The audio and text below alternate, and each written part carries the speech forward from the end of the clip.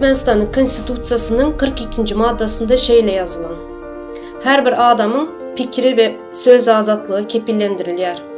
Hiç kimin adama öz fikrini erkin beyan etmeyini qadağan etmeye, şonun yalıda kanun layıklıkta yayratmağa, peskel vermeye hukuku yoktur.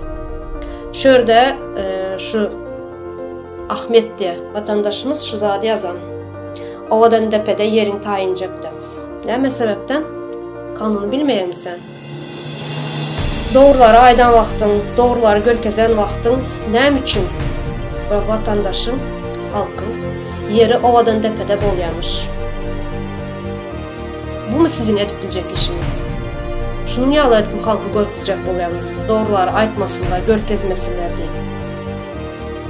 Benim hakkım konstitusiyada kepillendirilir.